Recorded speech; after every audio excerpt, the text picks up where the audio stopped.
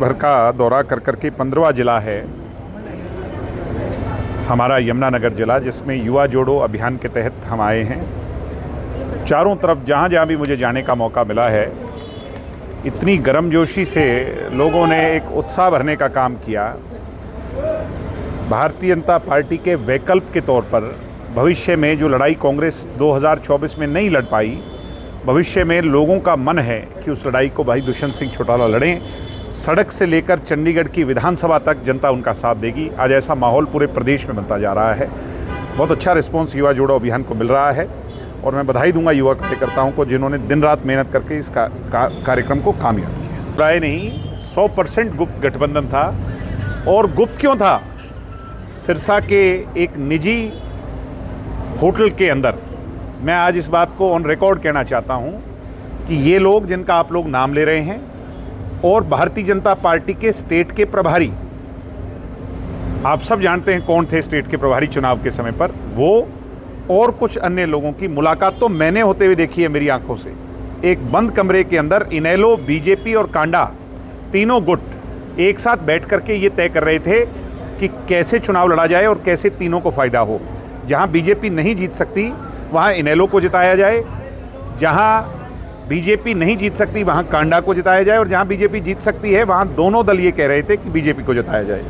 ये एक अंडरस्टैंडिंग में इंडियन नेशनल लोकदल के एक बड़े युवा नेता और कांडा परिवार और बीजेपी के प्रभारी, तो तीनों बैठ करके मीटिंग हुई है, खुलेआम मीटिंग हुई है, सारे प्रदेश को पता है इस बात।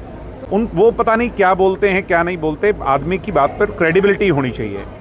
वो 10 बार तो राजनीति से संन्यास लेने की बात कर चुके हैं कि अगर ये जीत जाएगा तो मैं संन्यास लूँ। वो सब लोग जीत गए, तब भी उनने अपनी बात पे नहीं। अब उनके बेटे ने ये बात कही है कि मैं इस्तीफा दे करके चुनाव करा लूँगा। मुझे लगता है कि उनकी बात पर क्रेडिबिलिटी नहीं रही, और जो आदमी क्रेडिबिलिटी लूज़ कर जाए उसको नॉन सीरियस पॉलिटिशियन कहते हैं, इसलिए नॉन सीरियस पॉलिटिशियन कह रहे हूँ। कांग्रेस को कैसे देख रहे हैं जो? कांग्रेस तो एक तलवार, जैसे म्यान में दो कहते हैं, 2 तलवार नहीं डलती। ये कांग्रेस वाले राहुल गांधी जी कोशिश कर रहे हैं कि एक बयान में 5 तलवारों को डाल दूं। ये तो एक दूसरे को काटने के लिए घूम रहे हैं। और कांग्रेस 37 सीट लेने के बाद, लाखों वोट हरियाणा प्रदेश के लेने के बाद आज सोई बैठी है। कांग्रेस के विधायक एसी के कमरों में आराम कर रहे हैं। और अभी मुझे पता चला कि उनकी एक मीटिंग हुई, उसके अंदर इस बात की चर्चा हुई कि जेजेपी इतनी एक्टिव क्यों है, इनको चिंता है इस बात की। मैं कांग्रेस के लोगों से कहूँगा कि जो भूमिका आप नहीं निभा पाए, विपक्ष की भूमिका, 4 साल सड़कों पर इस आग में इस सरकार से ईंट बजाने का काम करेंगे, संघर्ष करेंगे, लड़ाई लड़ेंगे, हर वर्ग की लड़ाई लड़ेंगे। सबसे बड़ा चिंता का विषय आपराधिक घटनाएं हैं, और आपराधिक घटनाओं में अगर कैपिटल कोई बन गया है तो वो आपका यमुनानगर क्षेत्र बन गया है, जहाँ रंगदारी, फिरौती, गुंडागर्दी, मर्डर, लूटपाट, डकैती जैसी घटनाएं शायद एक आम खबर बन गई है। यमुनानगर में बुजुर्ग माओं को इस बात की चिंता है कि उनके बच्चे, उनके बेटे बेटियां घर सुरक्षित लौटेंगे या नहीं। व्यापारी, अभी मैं टिम्बर मार्केट में जाके आया हूं, व्यापारी यमुनानगर के इस बात के सकते में हैं कि हम कैसे इस मुश्किल दौर से निकलें। गैंग्स बन चुकी हैं यहाँ पर, यंग बच्चों की बेरोजगारी की मार जिन बच्चों ने खाई, वो अपने दिशाहीन होकर के अब उस डायरेक्शन में चले गए। ये बहुत चिंता का विषय है। मुख्यमंत्री सोए बैठे हैं, या ये कह लीजिए मुख्यमंत्री डमी हैं। मुख्यमंत्री तो अभी भी खट्टर साहब ही हैं।